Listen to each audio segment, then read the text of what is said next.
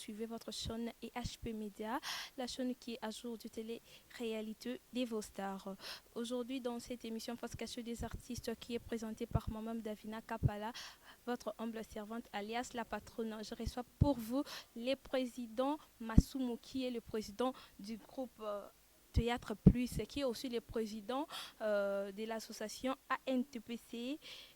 qui signifie tout simplement Association du théâtre populaire et cinéma. Aujourd'hui, avec le président Toïba Obeta Masolo par rapport à l'état de santé à maman Epela, ça c'est la 2 ou 3e fois à la victime et à soir au Yambasu. Donc on peut tout découvrir qu'est-ce qui se passe dans le monde du théâtre et qu'est-ce qui ne va pas dans l'association et organisation universelle pour la santé à maman Epela. Bonjour président.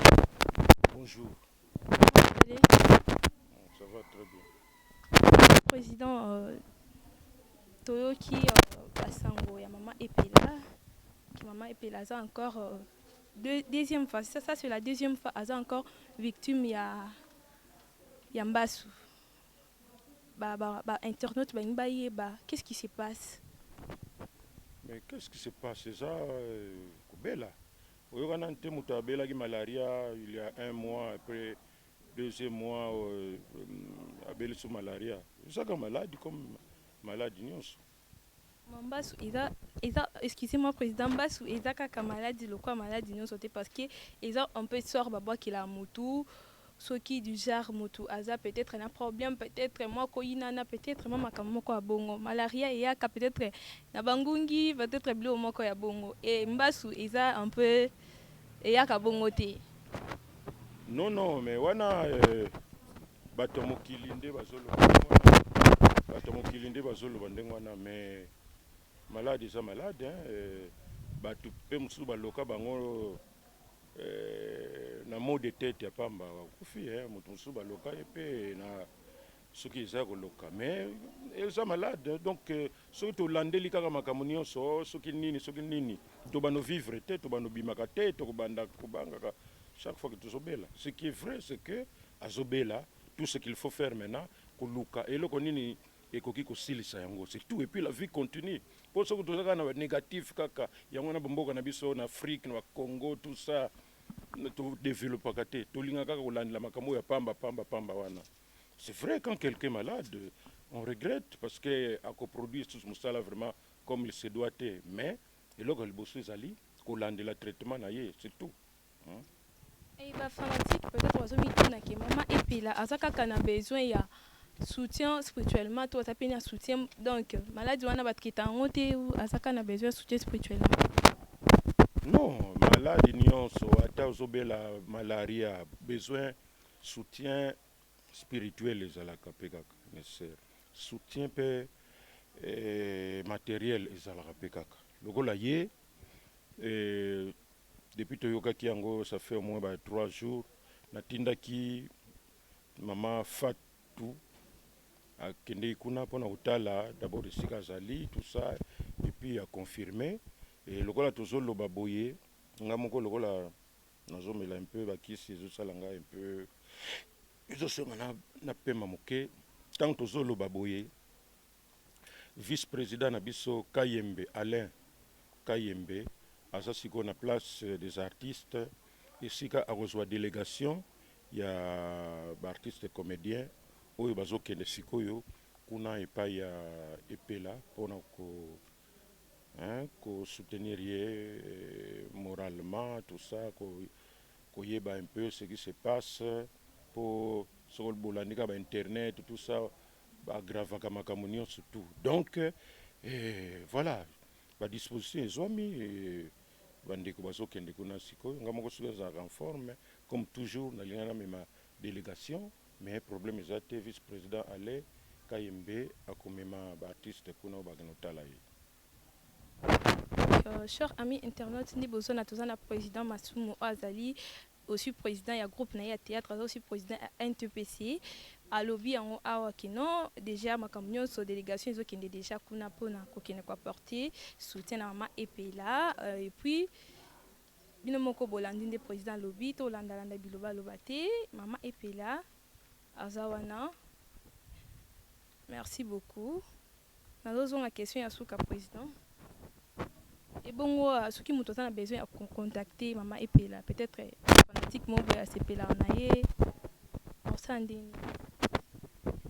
Ce qui m'a contacté, nakansi, il faudrait pas contacter ata vice-président Rabiso Alain Kayembe na opesa peut-être numéro tango soki tolinto silisa émission comme ça ba contacter ye et puis ye ba kotia ye en contact na ye moko epela mais soki pe oza na numéro ya epela puisque ça quand même artiste numéro na ye c'est sûr que bato mingi bayebi yango et bien ba s'adresser directement na ye moko ekozala pe bien malamu bien mingi. Et puis, question mon président, fanatique bami tunaki, qu'est-ce qui se passe dans le monde de la comédie dernièrement à autour yoka liwa ya actrice na biso mususu mindondo moi makambo ebimaki kaka si c'est là bazol ba président azo gérer makambo bien donc il y a toujours des petits problèmes na suka ya matanga qu'est-ce qui se passe pourquoi batu ba akizaka yo kaka que non président azolia peut-être mbongo ba association bazo sala azo komisa ngo bien ti non oyo babengaka bango bairresponsable bazali bato moko d'abord na vie na bango basala bango pour que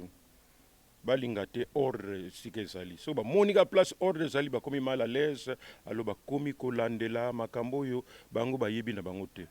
mais oyo mingi balobaka ndenge wana baza na bango bato association te baza bato moko mpo kozala artiste comédien elingi oloba te ke oza membre association na biso de plus en plus maintenant tozosalaka mwa triage bato baza na éducation mabe oyo baza na niveau moko ya ntina te bazwaka makambo ya la légèreté bato oyo balingaka komilakisa pamba aloke na motu na bango eloko moko eza nango te bato balingaka te bato basangana parce que l'union fait la force l'union rend fort et fait vaincre kosangisa baartiste ce n'est pas facile mais biso na NTPC to parvenir en tout cas ko rassembler baartiste soki makambo ezali to ya bisengo to ya mawa okomona ndenge tozali organiser mais mingi okoyoka kaka bazolobaloba me bayebi na bango kutu te ata bastatut na biso mingi bakanisaka ke ngai lokola naza président ngai nde nabombaka mbongo ya association bie bamakambo te ngai nde naza lokola leader napesaka baligne maîtresse tala makambo lokola eza boye bato na bato baza responsabiliser responsable protocole responsable et oyo bakoorganiser fête wana bato ya sécurité tout ça nga sikoyo naza wana mpona kovérifier bon qu'est-ce qui ne va pas di pourquoi bosali boye te bosala boye mais mutu ayebi na ye yango te oyo aza motema mabe mpo bato mitema mabe même na bato ya théâtre baza ebele les gens parfois qui ont échoué na vie na bango bakoma kaka mitema na bango ekoma minete mitema bandoki moko boye alors balingaka te komona donc baza prêt kaka ya kodiaboliser n'importe quelle chose sans que bayeba comment nous sommes organisés. Mais ce qui est à la rendez bango bazoloba. Mais sinon boyoka ke non association panzani ndenge nini tika kuna donc moyen te. Mais à la raté, ce sont des irresponsables bandoki bazoba pamba parfois et baloba pamba tout ça des gens qui n'ont aucune maturité, mingi éducation ndenge na benga na français. Bazana éducation tronquée. Donc il rata éducation ya kokwea na monde na biso et artistique à théâtre croyant que bon c'était un monde ezanango facile na ndenge na bango bayelaki alors bayebite ke musala na biso ezana ba norme nango tout ça il faut kolandela yango na ina basala gradué d'abord humanité artistique et puis gradué en art dramatique pour yekola makambo itali théâtre yebela cinéma tout ça na licence pezali mais ce que suis occasion te ya kokota na ina landa au moins bato yo bazana expérience nango to bazala kuna bakoyebisa yo ke musala oyo tala ba règle nango ezalaka boye ne fût-ce que ba règle élémentaire ya musala mais biso bon soka bokangisi caméra moko na cameraman bokutani 3-4 bani kosala le bokumoleka na internet encore ba internet comme nango bon il paraît que na poto bakipaka na bango te qualité ya message ou quoi tout ça oyo bazopesa non bazomona kaka batala na bango bafia kitoko wana bazolula bon ti ya koya na jie awa po ya kolula ye awa sur place au fond c'est tout ce qu'il y a Or, biso, nous avons passé toute notre vie dans Moussala, où nous prenons ça au sérieux. Donc, nous avons une aventure autour de ça. Et bien, on ne peut pas se mettre d'accord. Voilà. Et les gens se demandent aussi, président, comment président Azosala, qui jusqu'à présent, aux Akakana groupe na ya théâtre, jusqu'à présent, on maintenir en vu que Batoukou Bobandana Bango Koutou, Bazala na Bango Koutou na ba groupe les sous-soutés. Les gens se demandent aussi ça, Azo travailler dans une nouvelle génération, Azapena groupe na toujours, ils ont fonctionné. C'est que, mais que biso sala théâtre pas parce que tozanga ki musala kusala. Moi, quand on a décidé de tika la na théâtre, j'étais professeur au lycée Toyokana, professeur de français histoire. Nazala pe conseiller dans le ministère, il y a comment on a, il y a téléphone, NPTZ ou NPTC. Nazala makambo ebele bele nazoko sala. Nazala pe producteur, il y a une émission na RTNC. Mais j'ai opté pour Naoui parce que que à travers le théâtre, on peut passer un message oyo et sensibiliser la population pour que va contribuer au développement de Mboka na Bango. Et c'est ça que j'ai fait dans 53 ans maintenant, il y a pratique théâtrale. Groupe Nanga Tokomi 31 ans maintenant. Et tout ça continue nango et Koufakate, groupe Bakimi Atikate. Tout y est ndenge ni na organiser et même association na biso na lobi na yo que artiste baza difficile à gérer. Ba éducation eza ndenge na ndenge ba musu ba kota classe, ba musu ba kota te, ba musu ba bokwama na ba parents, ba musu ba bokwama na bango moko, ba musu ba bokwama pa tata leki, ba musu ba mama, ba papa na bango ba boya bango. Donc ba éducation eza ndenge na ndenge. Mais na nyonso wana objectif eza moko to meka kosala musala oyo pour satisfaire batu et diriger une association lokola biso ANTPC et kosenga ba sacrifice belé belé siko d'ailleurs na zo bisa yo soki ils ont raté santé za mobulu il fallait déjà na conduire délégation autos oyo so qui n'est pas épais là mais tant toujours conduire ba délégation tout ça na ba groupe na biso il faut abandonner ba répétition ba tournage ba montage mais satisfaire ça là que ozo sala pona lisanga ozo sala pona baninga. Et yangwana lokola nga sikona na kokite vice-président de amemi délégation pour baki notala mama epela. Donc eza d'abord kolinga musala yango et puis koyeba pourquoi ozo sala yango et puis ndenge ni noye biso to yena musala wana pa ndenge na lobi pas parce que to zanga ki eloko ko sala ovani no boye o sala eloko moko te puis ba lobi oh mais yo seki sakate yaka bo sala eloko moko bani olekisa na ba télévision na ba internet. Non, c'est pas ça. Wana ba benga ngona français opportuniste. Donc batu moko kanlangi na bino to boye ka boye batu ndenge wana bazalaka batu mabe na bilobela donc tellement que ayebi conduite comportement déontologie ya musala wana te et yango wana toza na bango moko toyebi bango busuku tokipaka bango te totikila bango batu baza na niveau ya compréhension ya bango balandaka bango mais presque dans l'ensemble tango yoka di longo ça c'est quoi ça quel est le raisonnement heureusement pour nous voilà. Président, nous sommes presque à la fin de notre émission. Un mot de la fin, un message au cause de la Kolansi, Internet Bolanda. Un message vraiment européen, c'est ça, tu n'as pas si bango bote mais ba yebaka batika ka kolanda makama sensationnel. So ba yoka ko loko moko salami alba ndimi yango rien. Mingi zalaka nango yango te. Ba landa ka pe ba yebaka pe kolanda bato ba yebi o mutu asalaka. Mutu esalaka nini yango koloba donc oyo bilobela trop c'est inutile oyo ezaka niveau très bas o sagesse moko ezate o bo tout ça basalaka ba choix na bango ba yebi que non wasu na ke na kozwa vraie information et puis na kozwa après makambo oyo na koko retenir eza nango ba aventure tina te. Donc,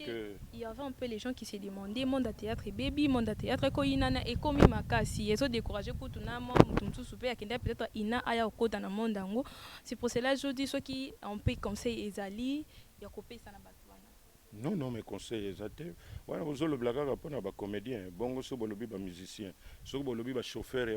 c'est dernier ataminde tout mona mingi na monde ya comédie makambo ezoko makaka bon ezalaka nango ba vent kaka yaka périodiquement na nini nyonso ba structure nyonso donc ezalaka nango mingi te mais C'est vrai que tout ça qui n'a pas le rôle de Mundweri, Mama Mindondo, tout ça peut bamususu peut oh bazali que artiste comédien peut mususu peut-être que batu bayeba ki bangote mais toujours déplorer yango mais ça c'est que maintenant est comme la fin du monde ndinga toujours lo bawana oh basalaka bakisi bango moko bayebi basalaka bakisi oyo basalaka kindoki bayebi kindoki na bango mais biso au moins neti biso bamasumu de brende naza tellement naturel que nasalaka nyonso na nzambe nayebi que la vie est un combat lelo vie ekomata lobi ekiti mais la vie continue etumba na etumba c'est pourquoi depuis bagénération mosusu bazoya baza kokuta mpe kaka bamasumu de brende baza sur place tolimwa te tozobunda kaka parce que tozosalela yango na ndenge ya normal mais bato ipare balingaka basoki bakisi soki bagwa tout ça okosana makelele papa epuis ngonga moko olimwe na yo mais biso tozoresiste parce que bon totie elikia na biso d'abord na mosala yango epuis toyebi que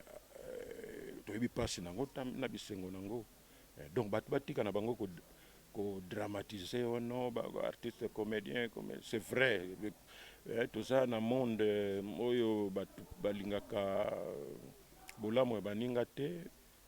mais atako soki moto asali mabe yebaki lobi ekozongela ye c'est ça la vie soki obomi moninga mais yo moko yeba suka na yo ozala ndenge nini est-ce que ozwi lolango oyo oza koluka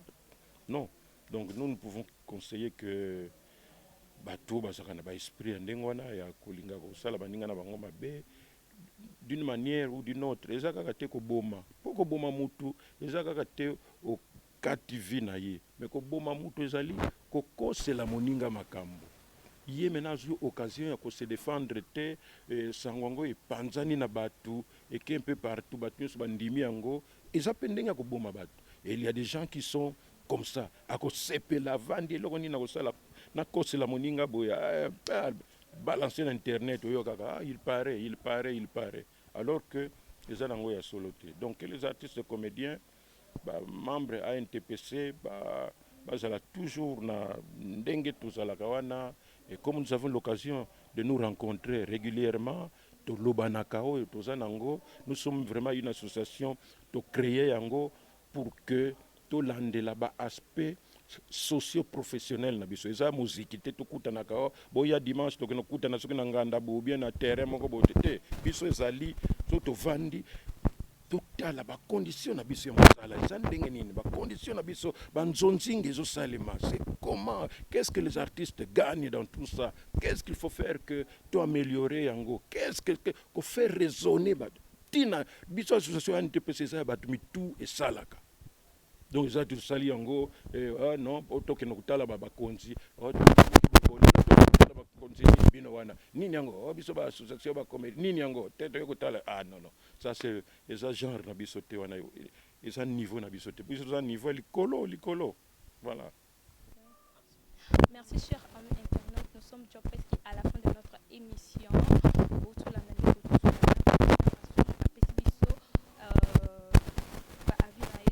na été mais auti ko bisa biso nde makamozo le katu na organisation na bango tout va bien auti ko tinda délégation na bakita la mama epela actrice na biso o aza victime ya Mbasu et moi je profite de l'occasion pour dire merci à mon coordonnateur Eki Bumba et aussi à Mama GH et aussi à Papa Edo Amoni et aussi à celui qui était derrière la caméra, Eric Arsenal, papa aussi à Mastia préféré Gloria Kapala et aussi à toute la famille Kapala et aussi à la famille Kazadi que j'aime bien. Je vois Emerance Kazadi, Marie Kazadi, je vois aussi Annie Kazadi et aussi ma pine privée Stéphanie Mungongo, pourquoi pas John Mbouy, pourquoi pas aussi Manu Mukundaï. Merci beaucoup, moi je vous dis au revoir et à bientôt.